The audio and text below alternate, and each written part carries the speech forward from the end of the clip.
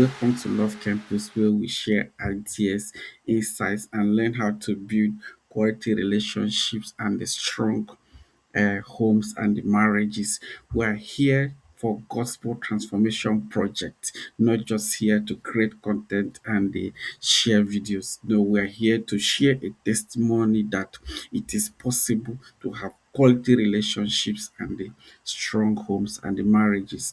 Um, in my place, there's a village proverb talking about the eye. The eye said, I'm not too small that I found myself located in the head, but I give sight and direction to the whole body. So on today, tools of marriage number 9, we're talking about intimacy. Intimacy is a critical pillar of marriage because it determines the strength of the bonding, the unity, the harmony, peace, and stability in the home.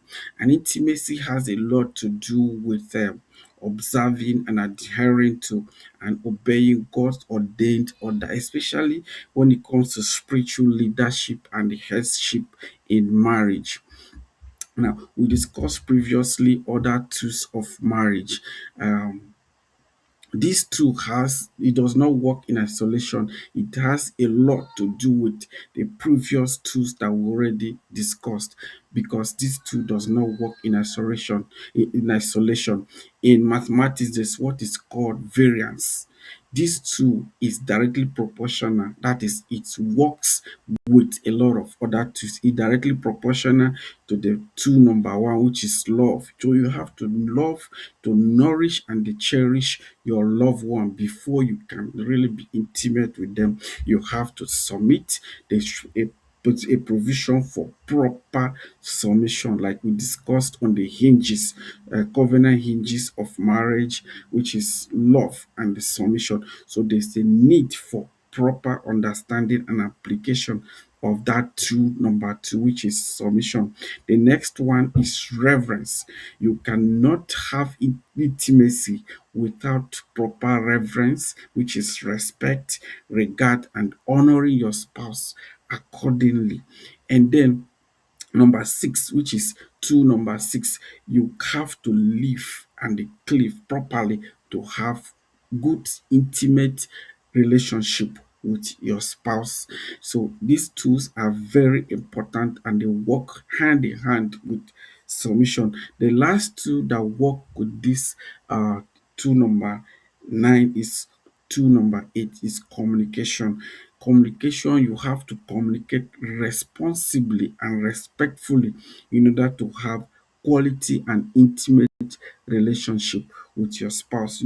Intimacy is not only physical, it is emotional, it's spiritual, and it's a relational oneness. So intimacy is tripartite, is emotional, spiritual, and relational oneness. That is what constitute the actual physical oneness, which is the intimacy that we used to see. So marriage is a covenant of fusion of mind into oneness through living and cleaving, as we said earlier. So marriage is not just for coexistence, it's for oneness, and that oneness is a bond of intimacy. So intimacy is God's design for bonding, unity, and the strength. Intimacy is God's design for bonding, unity, and the strength. The goal of marriage is not to always think alike, but to think together. And that is the essence of intimacy, to think like one, to have one mind and the one direction. Eh, in chemistry, there's what is called electron affinity.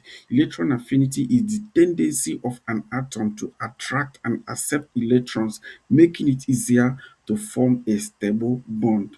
So, this bond of attraction leads to what is called different kinds of bonding, like you have covalent bonding, you have electronic bonding, electrovalent bonding, and you have hydrogen bonding, and you have metallic bonding. In marriage, life is that way. When we discussed this in chemistry, we thought this is all science, but science is actually this is actually life. Like we said in chemistry, there's what is called electron affinity. Now, this attraction or attractive forces between atoms leads to different kinds of bonding. Now, marriage goes through different kinds of bonding at different stages and phases of life. There's a time marriage has covalent bond, there's a time for electronic or ionic bond, there's a time when it goes through hydrogen bonding, which is supporting bond, and there's a time for metallic or metallic bonding. Now, let me throw more light on this. Now, what is covalent bond? Covalent bond is when atoms share electrons to become stable. When atoms share electrons to become stable. Now, a marriage is like a covalent bond.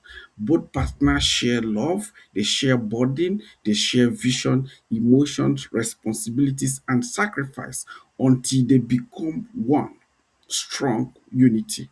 Now, in the Bible says in Genesis 2 and verse 24, it says, and they two shall be one flesh, and they two shall be one flesh. So, sharing brings us into oneness, and we share different things at different times.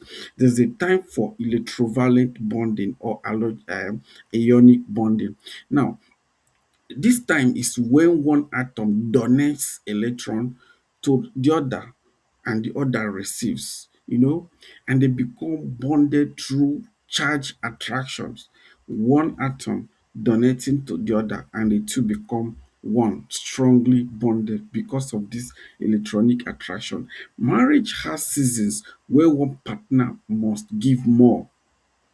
Marriage has seasons where one partner must give more, and they become and then while the other receives, especially support in sicknesses, weaknesses, pregnancy, loss, financial strain, or emotional recovery. These are seasons of electronic or ionic bonding.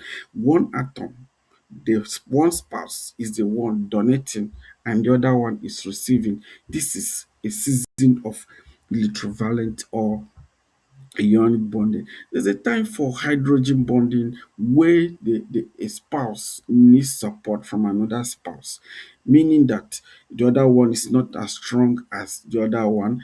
Electronic hydrogen bond is not as strong as electrovalent bond or covalent bond, but this is still bond. They still hold together, they still hold each other, they support each other, and they work together until this phase is over. So, small daily tasks of kindness, affection, honor, warm speeches, and attention may be small, but they mean a lot. And these are seasons of very important in seasons of hydrogen bond when one is down. So, and they help hold the marriage together because the Bible says in Solomon 2 verse 15, taught to us, take us the foxes, the little foxes. So these are the things that we have to do part time. In the last one, which is metallic bonding, this is community support, strengthening. This is when many atoms bond together in a structure that is strong and enduring. When many atoms bond together to form a structure that is strong and enduring. Marriage requires reinforcement. It requires reinforcement, like we discussed sometime in one or the other tools. There's a time where we have shared values or standard. We go for godly counsel. We have spiritual covering. We stay accountable to each other or even somebody else. We have community support because the Bible says, in the multitude of counselors, there is safety. In the multitude of counselors, there is safety. So intimacy is deeper than physical. Intimacy is deeper than physical because the Bible says that two are better than one because they have great reward for their labor. So intimacy includes emotional oneness, spiritual connections, relational safety, friendship and companionship. Closeness or oneness sustains connection. A marriage without closeness becomes vulnerable to distance, misunderstanding, and the temptation. Okay, the next we have to discuss now is the responsibility of the spouse, especially the husband, with respect to intimacy. The Bible says, "Love with knowledge." In if you go to First Peter 3 and verse 7, he said, "Likewise, you husband, dwell with them according to knowledge. Dwell with them according to knowledge." That is love with understanding. So a wise husband must understand his wife, her emotions, her triggers, her needs, her strength, her love language, because intimacy thrives where woman feels honored and is safe and understood. Intimacy thrives when the woman feels honored, safe, and understood. When a wife is honored, love flows seamlessly. And when love flows seamlessly, intimacy becomes natural. So that is why the husband must love with understanding, pay attention to certain needs, triggers, certain emotional needs, connection and strength. Even the love language, they are great tools for you to learn about. Okay. Now, there's another thing, the heart of marital intimacy. The heart or the heartbeat of marital intimacy. The heartbeat of marital intimacy. The essence of marital intimacy is building connections, building love, bonding, and the oneness, because this pulls all the strength together, making both of you to achieve more than one. When intimacy in marriage becomes a weapon or a duty or an entitlement, it loses its true purpose, which is love, bonding, and the oneness, and begins to feel like a burden instead of a blessing. So we should not weaponize intimacy in our marriage. We should allow it to be the blessing it is designed for, so that the purpose, which is love, bonding, and oneness, is achieved. If you go to Ephesians 5 and 25, the Bible says, "Husband, love your wives, even as Christ loved the church." So the question here is, how does Christ love the church? How does Christ love the church? So a wise husband understands that intimacy is not something to demand, but is not something to demand or force or even negotiate with. Intimacy is the fruit of love, honor, safety, and emotional connection with your spouse or with your husband, with your wife. So when you love, you honor, and you provide a home of safety and emotional connection with your wife, love flows seamlessly. And it's not something to demand, it's not something to force, it's not even something to negotiate with pressure. It is something that flows seamlessly. So we have, as husband, we have to build affection daily, which is the pathway to intimacy. We have to build affections daily, which is the clear pathway to intimacy. In Solomon, in Songs of Solomon 1 and verse 2, the Bible said, let him kiss me with the kiss of his mouth. Let him kiss me with the kiss of his mouth. So intimacy is sustained by daily affection, kindness, warmth, warm speeches, compliment, flirting, holding hands, hugging and cuddling. So men, don't show affection only when you need or you want closeness. Build love consistently. Build love consistently. Intimacy is not about control, speed, or performance. It's about connection, understanding, and mutual delight. Because when love is nurtured consistently, intimacy becomes natural and both partners feel cherished and not used. So intimacy, when nurtured, when love is nurtured consistently, intimacy becomes natural and the both partners feel cherished and not used. Okay. Now, there's something that we have to discuss about the heart. This is called an infirmity of the heart, the craving for more, insatiable desire for more. Proverbs 5 and verse 18 to 19, you will see that he said, let thy fountain be blessed and rejoice with the wife of thy youth. It means let thy fountain be blessed and be satisfied with the wife of thy youth. Be satisfied with your own husband. So love is the ability to see more in one God gave to you. Love is not the ability to ask for more. It is the ability to see more, to obtain more, to get more out of the one God gave to you. Constant craving for more men, more women is not only temptation, it's not always temptation, it's actually an infirmity of the heart. And this restless desire for more is very temptatious. It has to be dealt with and must be dealt with through emotional maturity, discipline, contentment, and the fear of God.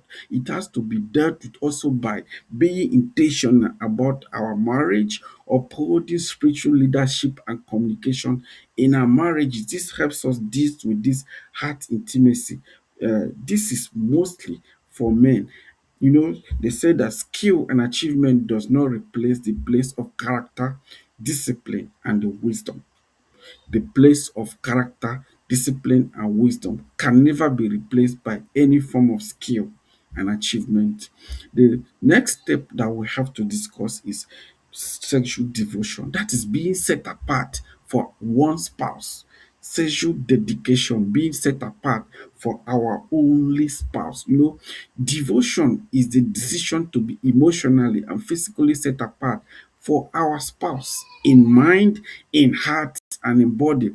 The Bible says in First Corinthians 7, 3 and 3 to 5, it says, let the husband render unto the wife due benevolence, render unto her due respect, render unto him due respect, be set apart for him, be discipline to say no to distractors, to all the forces trying to pull you out of your home, because marriage is God ordained, is the only God ordained platform for intimacy in a safe, honorable, and a joyful way. We must make decision to love our spouse with faithfulness and the intentionality. We must make sure that we guard every expression of intimacy as sacred treasure of our covenant, a sacred treasure of our covenant. We have to protect our eyes, protect our mind, our heart, because temptation is everywhere. So let our desire be unto our own spouse alone, and we will discover the fullness and the freedom and even beauty of God-centered intimacy, because faithfulness is not only physical, it is mental and it is emotional. So love is contentment, the loyalty of the heart. Love is contentment. The Bible says in Hebrews chapter 13 and verse 5, it said, be content with such things as you have. Be content with such things as you have. So, love is seeing all the value that you ever desire in one person and not chasing endless comparison. There is nothing like the most beautiful person or most beautiful woman in the world, because there's always someone else more attractive. There's a saying that beauty is like driving a car. There's always someone ahead of you. Beauty is like driving a car. There's always someone ahead of you. So love is not choosing your spouse. Love is choosing your spouse again and again. And love does not need more. Love honors what he already has. Love honors what he already has, because any spouse you truly love becomes the best for you.